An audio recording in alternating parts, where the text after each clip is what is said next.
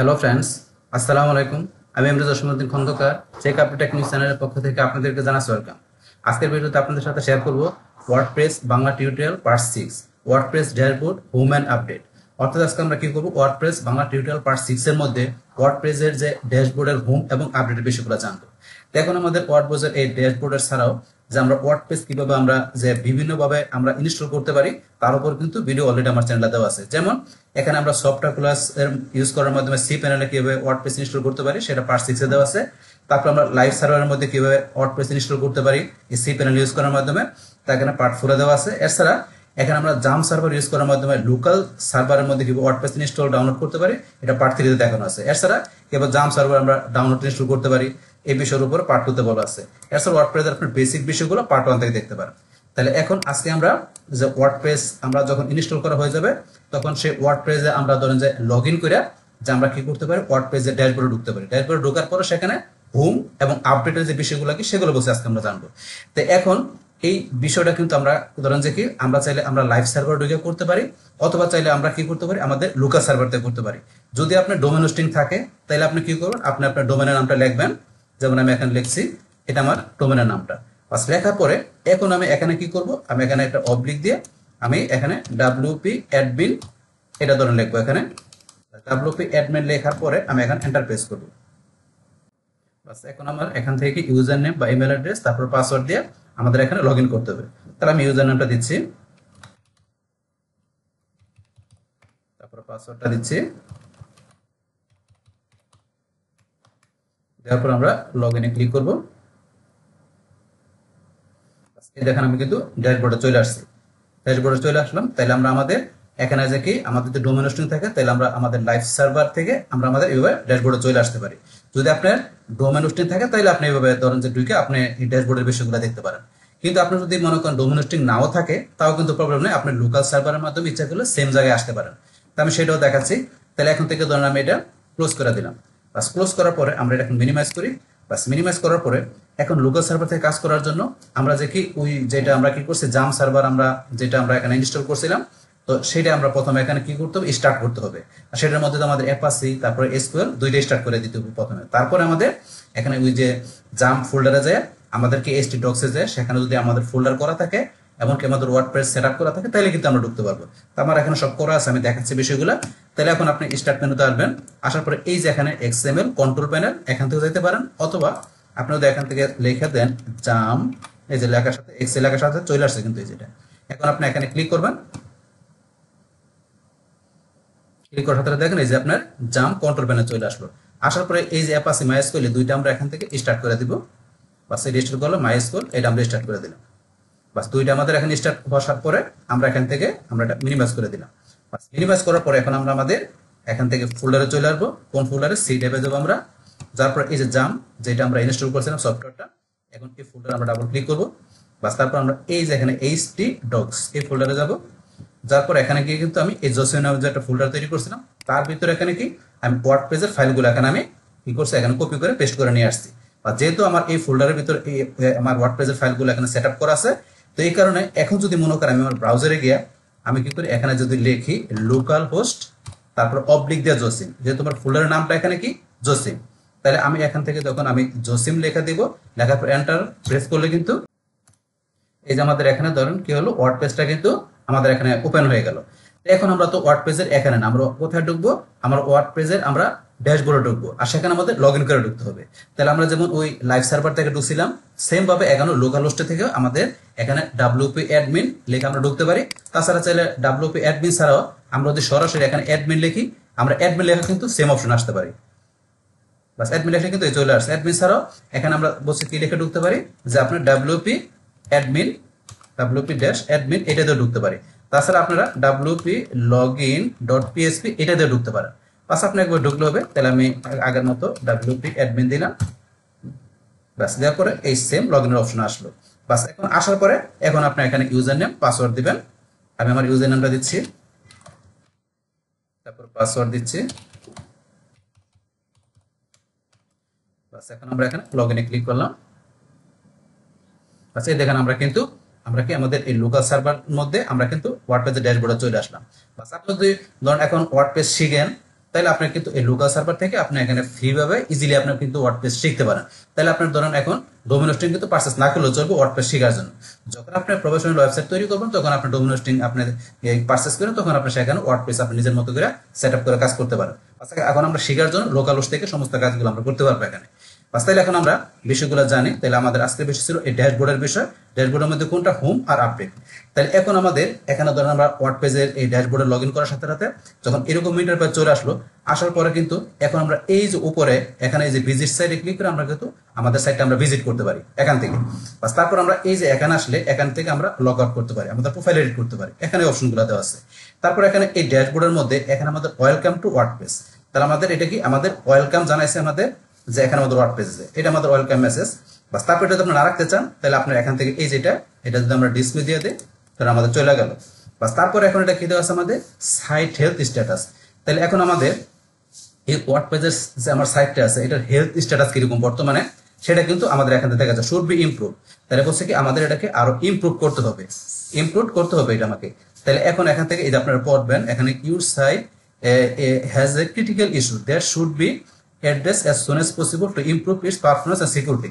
তাহলে বলছে কি আমার একটা ক্রিটিক্যাল ইস্যু আছে আমাদের সাইটের মধ্যে, যেটা কি করতে হবে যত শীঘ্র সম্ভব এটা পারফরমেন্স এবং সিকিউরিটি আমাদের ইমপ্রুভ করতে হবে। তো এই বিষয়টা বলছে এখানে। তাহলে এখান থেকে ধরেন এই যে দেখা যাচ্ছে 7টা আইটেম আমাদের এই সাইট হেলথের। তো আমরা দেখার জন্য এই যে এখানে যদি ক্লিক করি, ধরেন এখান থেকে আমি এই লিঙ্কটা ক্লিক করলাম। ক্লিক করার সাথে সাথে কিন্তু এই ধরেন সাইট হেলথ রেজাল্ট আর স্টিল লোডিং স্ট্যাটাস দেখাচ্ছে এখানে। এখানে যে ক্রিটিক্যাল ইস্যুটা কি, আমরা এই যে এখান থেকে one or more required modules are missing. তাহলে একের বেশি কি আমাদের মডিউল মিসিং আমাদের দেখাচ্ছে। তো এটা ধরুন আপনার এখান থেকে এই যে ক্লিক করলে এখানে কোন বিষয়টা ধরুন এখান থেকে এই যে দি রিকোয়ার্ড মডিউল এই যে এই বিষয়টা আপনি পড়বেন যেটা করা আছে। তো এটা সলভ করলে কিন্তু আমাদের এটা সমাধান হয়ে যাবে। তো এটা তারপরে যে পারফরমেন্সে ক্লিক করে আমরা এখান থেকে ধরেন যে কি এই যে 7 রিকমেন্ড ইমপ্রুভমেন্ট কোন কোন বিষয়গুলো ইমপ্রুভ করতে হবে এখান থেকে কিন্তু এই বিষয়গুলো দেখাচ্ছে। তো এখান থেকে আপনারা এগুলো বিষয়গুলো একটু দেখে নিতে পারেন। বাস এটা হচ্ছে আমাদের এখানে সাইটের হেলথ স্ট্যাটাসের বিষয়টা। তারপর আমাদের ইনফোতে আসি। ইনফো থেকে এখান থেকে আপনি আরো বিষয় দেখতে পারেন ইনফরমেশন গুলা। বাস একটু লোডিং হচ্ছে। বাস এই জন্য আমরা ইনফো অপশন চলে আসলাম। আসার পর এখানে ওয়ার্ডপ্রেস এই যে copy site info to clipboard. এখান থেকে ধরুন আপনি ইনফোতে ক্লিক করে এই বিষয়গুলো দেখতে পারেন। আপনারা একটু দেখে নেবেন পরে, বাস তাইলে হবে। তো এখান থেকে আমরা সাইটের হেলথটা কিন্তু এইভাবে আমরা দেখতে পারি। বাস এখন ধরুন এই যে সাইটের হেলথে কিন্তু এখানে ধরুন সাইট হেলথ এই যে এখানে ক্লিক করলে দুইটা নোটিফিকেশন দেখাচ্ছে এখানে সাইট হেলথে। এই যে এখানে কোন দুইটা নোটিফিকেশন দেখাচ্ছে এখানে ক্লিক করলে কিন্তু আপনি এখান থেকে দেখতে পারেন। বাস এখন আমরা আবার আগের মতো আমরা এখান থেকে ড্যাশবোর্ডে আমরা কোথায় চলে আসবো, হোমে। আমরা কিন্তু হোমে ছিলাম, তাহলে ড্যাশবোর্ডের হোমে আমরা ক্লিক করি। বাস ক্লিক করার পর আবার এখানে চলে আসছি। তাইলে আমরা সাইট হেলথ বিষয়টা কি এটা আমরা দেখলাম।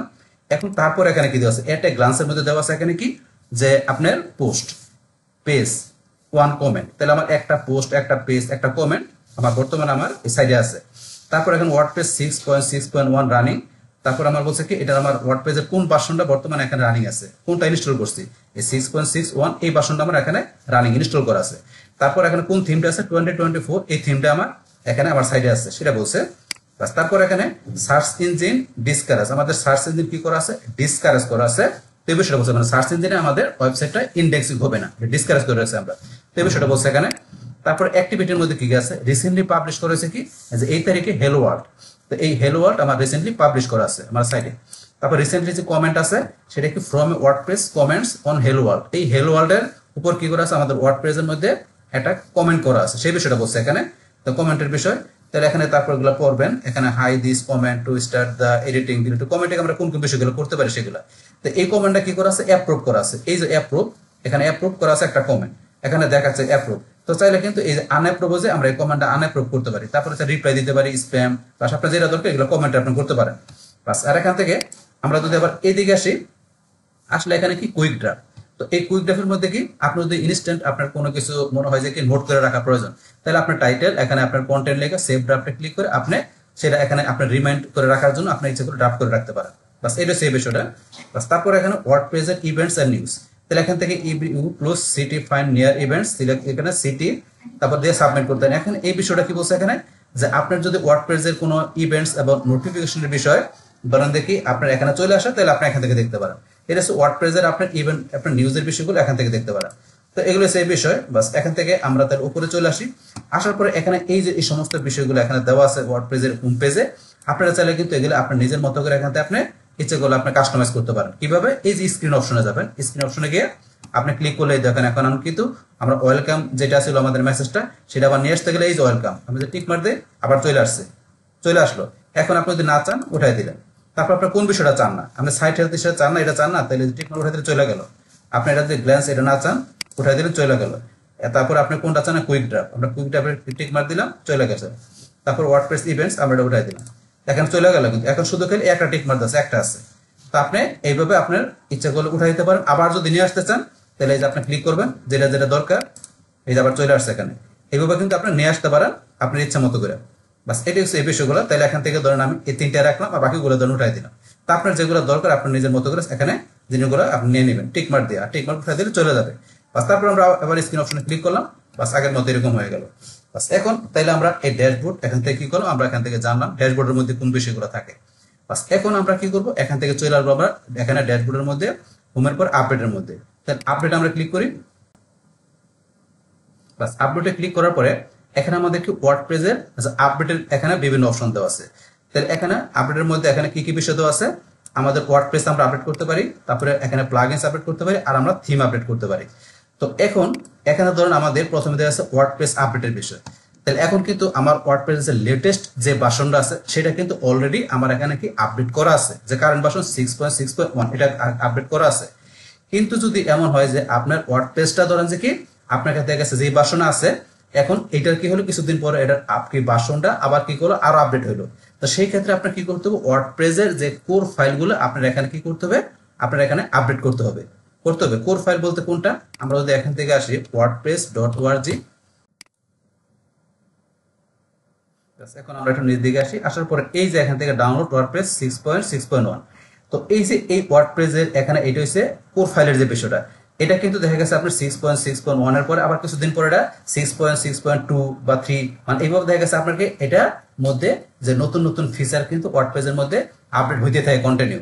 তো সেগুলা যখন এখানে আপনার আপডেট হবে এখানে, তখন কিন্তু আমাদের কাছে কি আসবে, এখানে একটা নোটিফিকেশন চলে আসবে যে এখন 6.6.1 এর পরে 6.6.2 বা 3 বা এরকম আপডেট এখানে ধরেন যে কি কোর ফাইলগুলো করছে ওয়ার্ডপ্রেস ডেভেলপাররা। তখন এখানে আপনার কাছে নোটিফিকেশন আসবে, আপনি সেই নোটিফিকেশন দেখে এখানে ওয়ার্ডপ্রেস কি করতে পারবেন, আপনি আপডেট করতে পারবেন। তো এই রয়েছে আপনার এখানে অটোমেটিক্যালি আপনার এখানে আপডেট করার সিস্টেমটা।